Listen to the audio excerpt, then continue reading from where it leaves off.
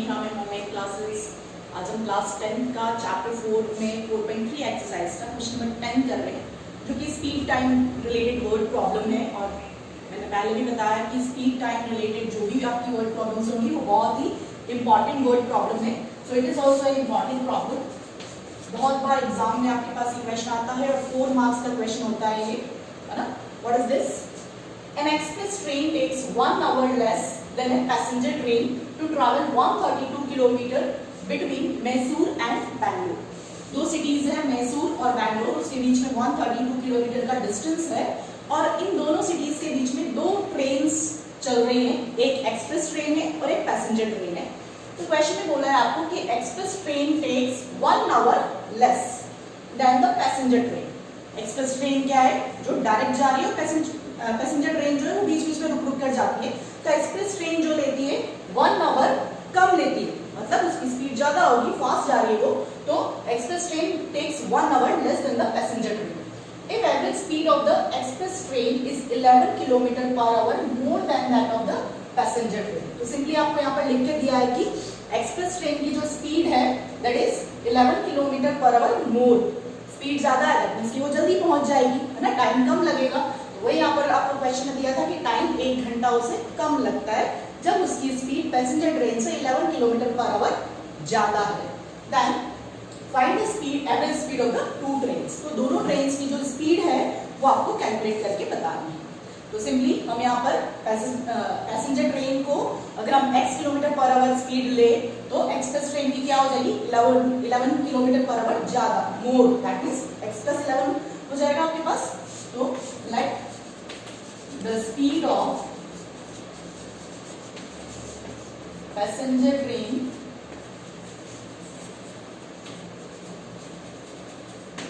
be x kilometer per hour. So the speed of express train that will be x plus 11 kilometre per our. Now जैसे हमने पहले भी word problems किए हैं speed time के according, तो यहाँ पर हम क्या निकालेंगे? दोनों ट्रेन्स के अकॉर्डिंग टाइम कैलकुलेट करेंगे। और टाइम क्या होता है हमारे पास? टाइम का फॉर्मूला होता है आपके पास डिस्टेंस अपॉन स्पीड, और डिस्टेंस हमें दोनों सिटीज के बीच में दिया है 132 किलोमीटर। तो फर्स्ट हम पैसेंजर ट्रेन के लिए कितना टाइम लगेगा? तो time taken by passenger train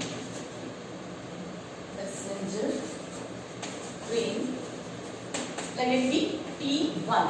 जैसे हमने दूसरे क्वेश्चंस में भी ऐसे ही लिया था, t1 और t2 टाइम डिनोट किए थे। तो यहाँ पर हम t1 अगर टाइम ले रहे हैं तो डिस्टेंस इज 132 और पैसेंजर ट्रेन की जो हमारी स्पीड है दैट इज x। तो पैसेंजर ट्रेन को जो टाइम लगेगा that is t1 and that is equals to 132 upon x hours. Similarly ऐसे ही एक्सप्रेस ट्रेन के लिए देखिए हम, time taken by express train that will be t2, और आपके पास डिस्टेंस दोनों सिटीज के बीच में सेम है, दोनों जो ट्रेन्स है वो सेम डिस्टेंस ट्रैवल कर रही है 132 किलोमीटर।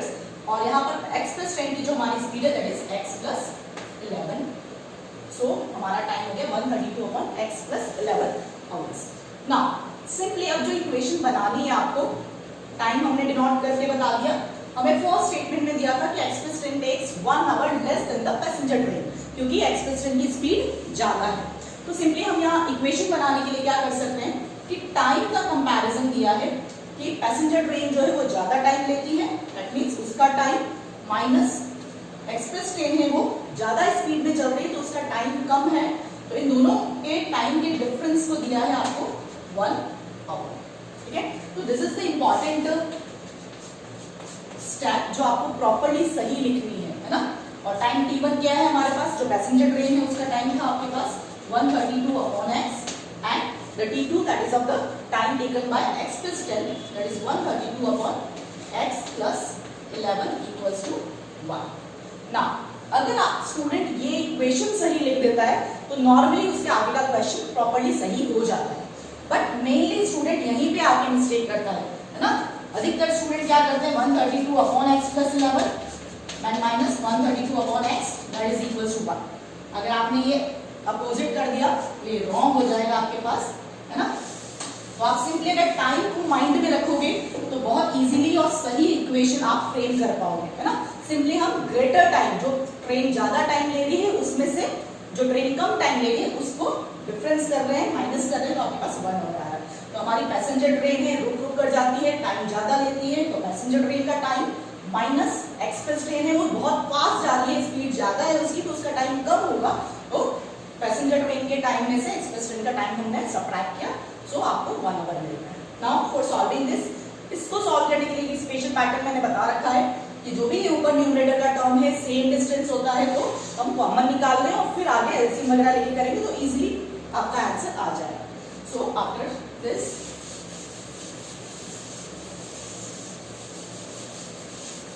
नाउ अगर हम इस वाली इक्वेशन में 132 जो आपको टाइम गिवन है वो कॉमन निकाल ले, so you will have 1 by x upon minus 1 upon x plus 1 that is equals to 1.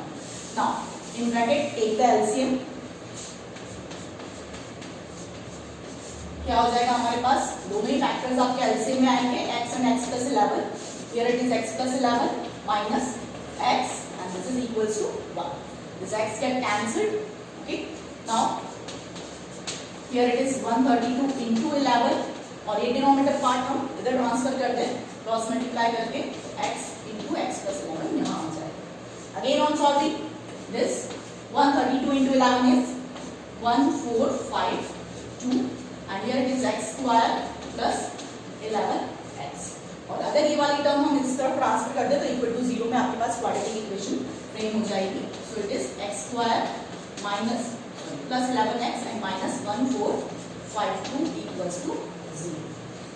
तो आपको पता है कि जब हमारे पास क्वाड्रेटिक इक्वेशन बन जाती है तो सिंपली हम एबीसी कंपेयर करके क्वाड्रेटिक फॉर्मूले में वैल्यूज पुट अप करेंगे तो हमारे पास x की वैल्यूज आ जाएंगी। तो हियर इट इज a जो है हमारे पास 1 है, b is 11 and c is minus 1452। x जो चल रहा है आपके पास minus b plus minus root b square minus 4ac upon 2a. This is the quadratic formula. So on putting the values, this is minus 11 plus minus b square, that means 11 square minus, इसमें थोड़ा सा यहाँ लिख देती हूँ,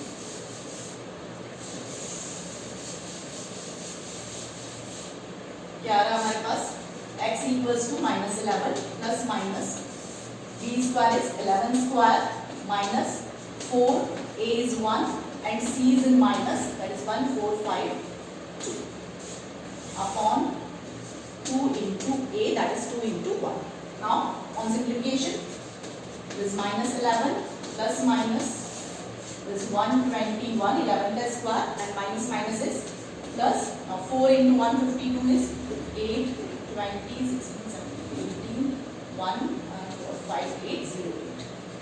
Now on adding both these terms, minus 11 plus minus root 9, 2, 9 and 5 upon 2. Now simply आपको square root निकालना आना चाहिए। मैंने आपको पहले भी बताया है कि इन वर्ड प्रॉब्लम्स में आपके पास जो स्क्वायर रूट में नंबर्स आएंगे वो थोड़े से बड़े होते हैं, तो आपको स्क्वायर रूट निकालने का मेथड पता होना चाहिए। शॉर्टकट भी मैंने आपको प्रीवियस वीडियोस में बताया है, वापस एक बार बता देती हूँ कि 5929 का हमें स्क्वायर रूट निकालना है। तो हम दो के पेयर्स के हिसाब से चले, दैट मीन्स 2 पेयर्स होने चाहिए आपके, 2 पे बाहर आ रहा है, दैट मीन्स 2 डिजिट नंबर आपके पास होगा। Now think about this first pair, that is 59। अब 59 से स्क्वायर नंबर कौन सा होता है हमारे पास, देखिए छोटा वाला, तो 7 7 49, 8 8 64, 64 बड़ा हो रहा है, दैट मीन्स हम इसके अकॉर्डिंग 7 7 49 यूज कर सकते हैं, तो 7 टाइम्स हो रहा है, तो हमारे पास फर्स्ट डिजिट जो हो जाएगा वो क्या हो गया 7। Now for this second pair, इसकी सिर्फ हमें लास्ट डिजिट देखनी है जो कि 9 है। अब किस नंबर्स के कौन से ऐसे नंबर्स हैं जिनके स्क्वायर करने पर 9 आता है, तो 3 3 9 होता है, राइट, है ना। 3 का स्क्वायर 9 एंड 7 का स्क्वायर 49, तो दोनों के पीछे हमारे पास 9 आ रहा है, तो इट मस्ट बी 73 और 77, है आपके पास सॉल्यूशंस हो सकते हैं। तो आप सिंपली 73 इंटू 73 करके देख लीजिए और 77 इंटू 77 करके देख लीजिए, आपके पास इजीली पता चल जाएगा कि which number is the square of this square root of this 5929। तो जब आप चेक करेंगे तो आपको पता चलेगा कि this is the square root of 77।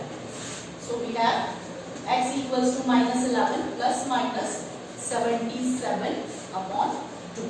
Now जैसे हम लेते हैं एक बार प्लस में एक बार माइनस में, so we have x equals to -11 plus 77 upon 2 and x equals to -11 minus 77 upon 2. This will be 66 upon 2, that will be 33, and here it is x equals to -88 upon 2, that will be -44। तो आपके पास x की दो values I 33 and x equals to -44। Obviously है x जो हमारे पास चल रहा था वो क्या थी, हमारी एवरेज स्पीड थी, और स्पीड नेगेटिव में नहीं होगी, दैट मींस ये जो नेगेटिव वाला टर्म है वो हम रिजेक्टेड कर रहे हैं, तो जस्ट राइट इट रिजेक्टेड। और क्या आंसर हो गया हमारे पास, x equals to 33। अब आपको देखो क्वेश्चन में क्या पूछा था, find the average speed of the two trains, दोनों ट्रेन्स का आपको स्पीड फाइंड आउट करना है। तो हमारे पास जो x था वो पैसेंजर ट्रेन की स्पीड थी, so speed of passenger train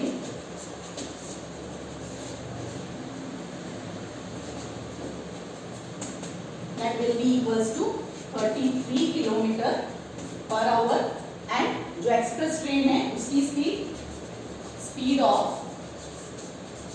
express train that will be x plus 11 था हमारे पास, that means 33 plus 11, so we have 44 kilometre per hour. तो हमारे पास 33 kilometre per hour and 44 kilometre per hour दोनों train की speed I.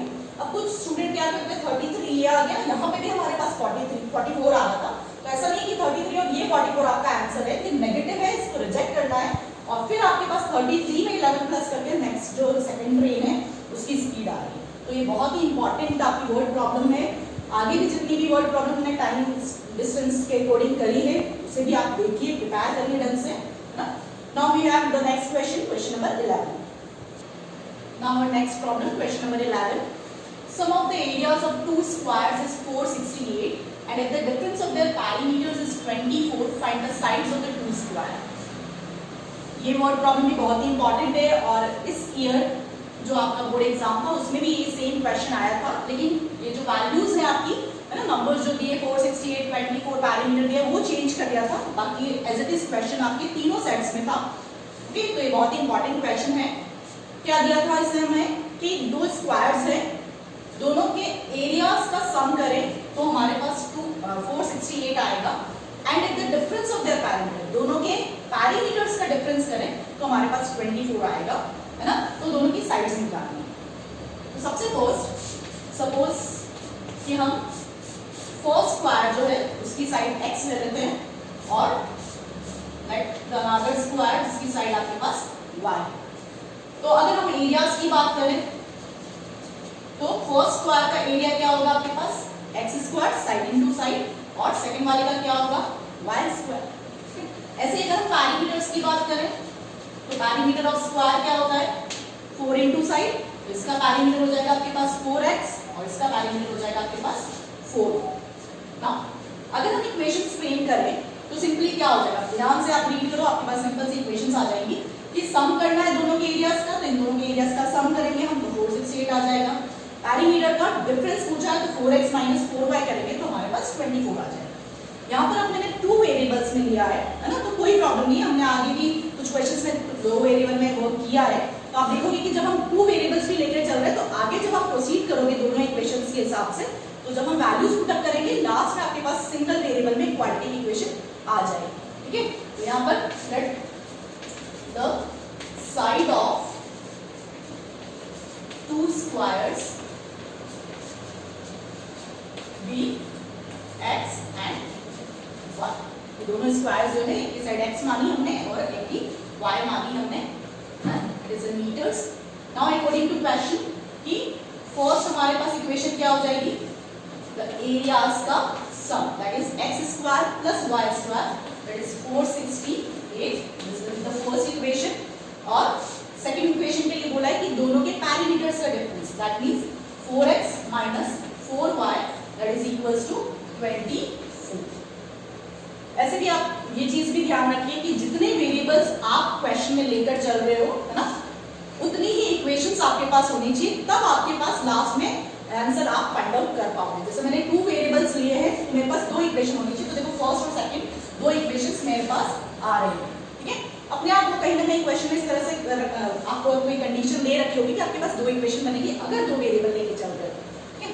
Now from the second equation में देखिए हम कि 4 मेरा कॉमन निकल रहा है, तो 4 कॉमन निकाला, x minus y and this is 24.